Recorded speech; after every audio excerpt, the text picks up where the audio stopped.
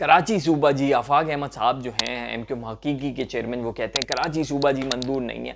क्योंकि क्योंकि महाजिर सिर्फ कराची में नहीं पाए जाते, बल्कि कराची, हैदराबाद, लाड़काना, मीरपुर ख़ास, टंडो आज़म, टंडो जाम और शहजादपुर, यहाँ सब जगह जी महाजिर पाए जाते हैं। और अगर सूबा बनाना ही है तो फिर जनूबी सिंध सूबा बनना चाहिए, क्योंकि अगर कराची में सूबा बना दिया गया तो वफाक अहमद साहब कहते हैं कि जैसे पहले की है कि कराची को बिल्कुल अलग कर दिया गया, और उसके बाद क्या होगा कि जो लोग बाहर रहेंगे, यानी कराची के अलावा जो लोग होंगे वो फिर उनका कोई वाली वारिस नहीं होगा। जैसे आपने एमक्यूएम को तोड़ा, अल्ताफ को अलग किया, आफाक को अलग किया, मुस्तफ़ा कमाल, फारूक सत्तार, खालिद मकबूल सिद्दीकी, इनकी ब्रांचेस बनती चली गई।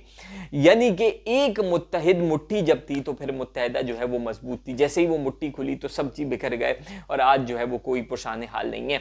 तो इसी तरीके से अगर कराची को सूबा बना दिया गया तो बाकी महाजिरों को जी बिल्कुल छोड़ दिया जाएगा, और इनके साथ जो होगा वो जाने, उनका काम जाने, और कराची को बिल्कुल अलग करके जी अल्लाह खैर अल्लाह चीज़ें पूरी हो जाएं। तो आफाक अहमद साहब कहते हैं कि अगर सूबा बनाना ही है तो फिर जनूबी सिंध सूबा बनेगा, कि जिसमें सारी चीज़ें इन्वॉल्व हो जाए, कि जिसमें फिर सारे लोग आएंगे और सारी उर्दू स्पीकिंग कम्युनिटी इसमें आ जाएगी, शामिल हो जाएगी, जनूबी सिंध हो जाएगा, और इस तरीके से सूबे को हम कबूल करेंगे। वगरना दीगर सूरत हाल अगर होती है तो ऐसे में कराची सूबे का जो है वो कोई फ़ायदा नहीं है, बल्कि इससे महाजिरों को उल्टा नुकसान होगा। और अगर महाजिरों को नुकसान होगा, महाजिरों को नुकसान इस सूबे में भी रह के हो कि जिसमें कराची सिंध का हिस्सा है, और अगर इसके अलावा भी अगर कराची सिंध से अलग करके एक और एडमिनिस्ट्रेटिव यूनिट या सूबा बना दिया जाता है, और अगर उसके बाद भी महाजिरों को नुकसान है तो फिर इस नुकसान को तो पहले ही भुगत रहे हैं, और अगर दूसरा भी नुकसान इसके बाद होता है तो फिर बड़ी अजीब सी बात है। तो मुस्तफ़ा कमाल साहब ने भी एक इंटरव्यू दिया, उन्होंने भी कहा है कि सूबे जो हैं वो बहुत ज़्यादा ज़रूरी हो गए, और अब अगर सूबे बनने की बात चल पड़ी है तो देखें आगे जाके इसमें क्या सूरत हाल होती है, क्योंकि पीपल्स पार्टी जो है वो इसकी शदीद मुखालिफ है।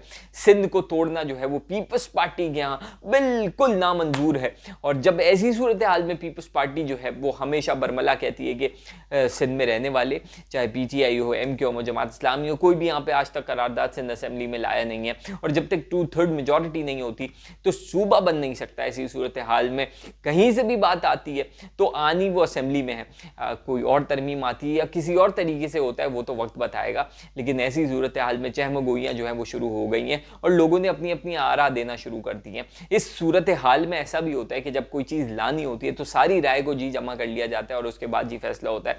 और ये हुक्काम बाला तक भी चीज़ें पहुँचेंगी कि जिन लोगों को फैसले करने हैं, क्योंकि पाकिस्तान में फैसले जमहूरियत तो है, लेकिन फैसले जमहूरी अंदाज से ही होते हैं, आप समझते हैं। तो उस जमहूरी अंदाज से लोग देखेंगे कि ये चीज़ें हैं, पॉइंट 1, पॉइंट 2, पॉइंट 3, सारी पॉलिटिकल पार्टीज अपने अपने जो है वो पॉइंट्स बताएंगे, और उसके बाद जी फाइनल डिसीजन तो आपको पता है कहाँ होना है। और वहाँ से जब डिसीजन हो जाएगा, इंप्लीमेंट होगा, तो फिर सिंध असेंबली क्या यूनाइटेड नेशन से भी ये चीज़ें पास हो जाएंगी, क्योंकि सिंध सरकार को भी पता है कि वो इतनी पावरफुल तो है नहीं। अगर सूबा बनना हुआ किस्मत में, और अगर ये चीज़ें तय हो गई हैं कि अब सूबा बनेगा, तो फिर सूबा बनेगा।